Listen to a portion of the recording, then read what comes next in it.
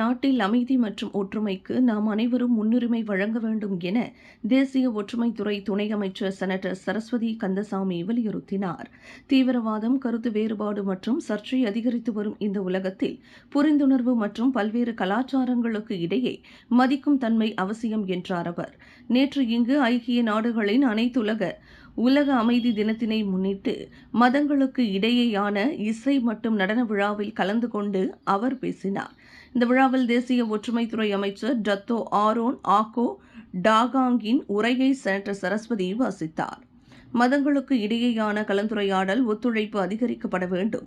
இது பல இனங்களுக்கு இடையே ஒற்றுமையை அதிகரிக்க செய்யும் என்று அவர், ஒவ்வொரு சமூகத்தின் சிறப்பு தன்மைகள் மதிக்கப்பட வேண்டும் என்றும் குறிப்பிட்டார். மலேசியர்களாக நம்மை ஒன்றிணைக்க ஒற்றுமை ஒரு பாலமாக இருந்து வருவதாக தெரிவித்த சரஸ்வதி, நம்மிடையே வேறுபாடுகள் இருந்த போதிலும் மலேசியர்களாக நாம் ஒன்றிணைகிறோம் என்றும் அறிவுறுத்தினார்.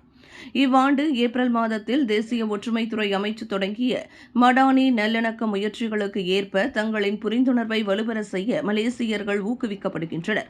மேலும் அனைத்து சமூகங்களுக்கு இடையே நல்லெண்ணம் மற்றும் நல்லிணக்கம் அதிகரிக்க நடவடிக்கைகள் மேற்கொள்ளப்பட்டு வருகின்றன. நமது அன்றாட நடவடிக்கைகளின் வழி அமைதி மற்றும் ஒற்றுமை அதிகரித்து வருவதாக நாடாளுமன்ற மேலவை உறுப்பினருமான சரஸ்வதி அவ்வாறு குறிப்பிட்டார். விண்வெளியில் மேலும் செய்திகளை தெரிந்து கொள்ள கீழே இருக்கும் பெல் பட்டனை அழுத்துங்கள். உங்கள் ஆதரவை வெளிப்படுத்த லைக் மற்றும் ஷேர் செய்யுங்கள்.